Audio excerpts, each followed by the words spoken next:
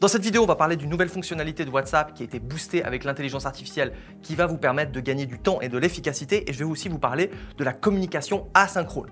La communication asynchrone, pour moi, ça a transformé ma manière de gérer mon business. Et vraiment, je ne mâche pas mes mots parce que la communication synchrone, c'est quoi? C'est que vous êtes sur le chat avec quelqu'un, on vous répond. Vous êtes au téléphone avec quelqu'un, on vous répond directement. Ok?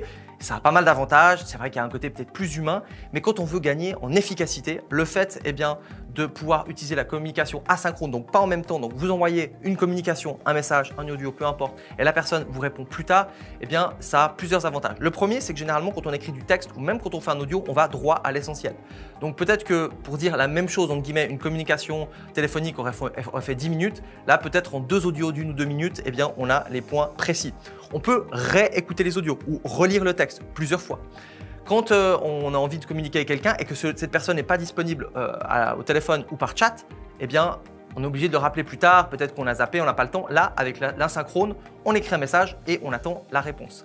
Bon, de toute façon, je n'ai pas besoin de vous convaincre de l'asynchrone parce que vous utilisez déjà presque tous WhatsApp, mais c'est vrai que dans l'entreprise, utiliser ce genre de communication, et je le fais beaucoup avec mes équipes.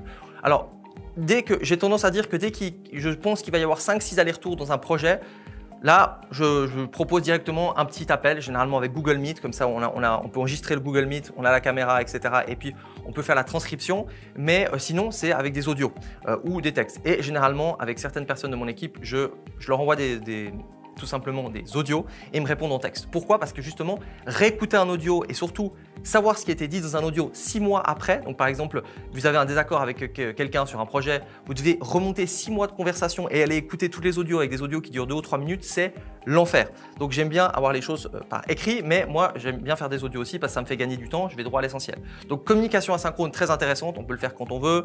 L'autre personne n'est pas obligée d'être directement présent pour écouter la communication. On peut refaire plusieurs fois le message, mais ce problème c'était justement, sur le moment c'est cool, mais quelques temps après, quand on doit aller réécouter les audios, il avait déjà dit quoi? C'est voilà. Et Telegram, ça fait un moment qu'ils avaient une fonction qui est justement la transcription des audios, que je trouve géniale. J'attendais depuis un moment qu'elle soit sur WhatsApp et elle est enfin sur WhatsApp. Elle est cachée et maintenant on va passer derrière mon écran et je vais vous montrer comment l'activer. Mais juste avant, n'hésitez pas à vous abonner à la chaîne YouTube pour avoir, je fais peu de vidéos, vous avez vu, mais des astuces concrètes de comment vous pouvez utiliser la technologie, les intelligences artificielles, différentes choses, différentes stratégies dans votre business pour gagner plus d'argent, plus de temps, plus d'efficacité et de productivité. Je vous montre maintenant comment activer ça.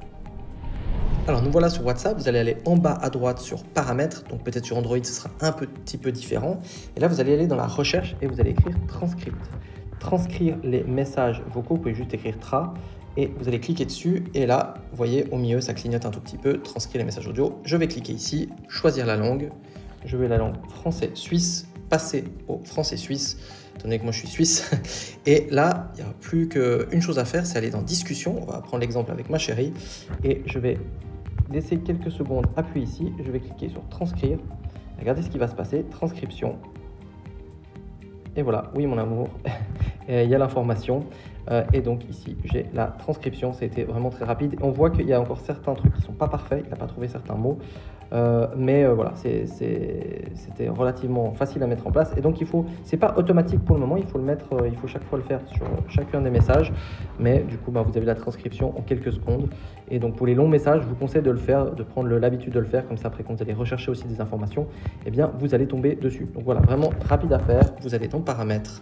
Et donc, vous pouvez aussi aller directement dans les paramètres, dans discussion, le retrouver dans discussion, hop, ici, et transcrire. Et on peut choisir la langue de notre choix. Donc, si vous avez des messages qui sont en anglais, je ne suis pas sûr que ça marche, il faudra que je teste ça.